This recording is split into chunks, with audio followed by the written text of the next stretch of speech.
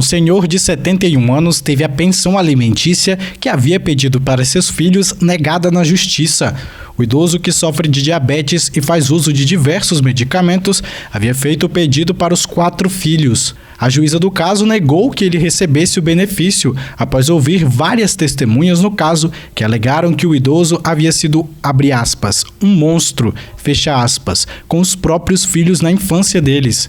O senhor não os sustentou, acolheu, não ajudou na criação deles e não teve cuidado e nem ofereceu carinho e atenção de pai. O idoso ainda tentou recorrer ao Tribunal de Justiça do Rio Grande do Sul, mas o órgão concordou com a decisão da juíza em não dar nenhum tipo de suporte a ele. A decisão diz, abre aspas, esses seus 3 primeiros filhos foram criados por outras pessoas, parentes, foram desamparados, deixados à própria sorte, o que obstaculiza que agora, na sua velhice, pretenda que o apelante que eles, a quem jamais endereçou afeto algum, lhe alcancem alimentos, já que, para dizer o mínimo, nunca houve reciprocidade, fecha aspas. Muito se fala da obrigação de prestação de alimentos, a pensão alimentícia dos pais para os filhos, e pouco se fala da prestação dos filhos para os pais. Mas essa previsão existe no Código Civil, no Estatuto do Idoso, aonde os filhos eles têm sim a obrigação recíproca de prestar alimentos a esses pais quando eles estão idosos. De primeiro momento, essa prestação de alimentos elas têm que ir para os ascendentes.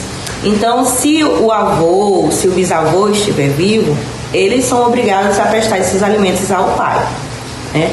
Mas caso não exista, desce para os descendentes, que são os filhos, inclusive aos netos, caso esses filhos não tenham condição financeira suficiente para arcar com a pensão alimentícia. Uma testemunha contou ainda que o pai havia abandonado os 3 filhos após a morte da mãe e que ele tinha apenas uma filha, que teria nascido no 2º casamento, e que apenas ela deveria pagar a pensão alimentícia ao pai. O que é que ocorre nesse caso?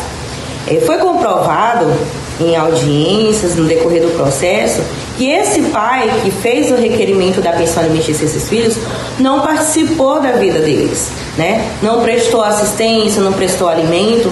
E se no código prevê que esse alimento ele é recíproco, ou seja, os pais teve todo aquele cuidado dos filhos enquanto eles cresciam, então os filhos devem cuidar de seus pais agora na velhice. Comprovado que não existiu esse tipo de cuidado, o juiz decidiu então que os filhos não seriam obrigados a cumprir essa pensão alimentícia.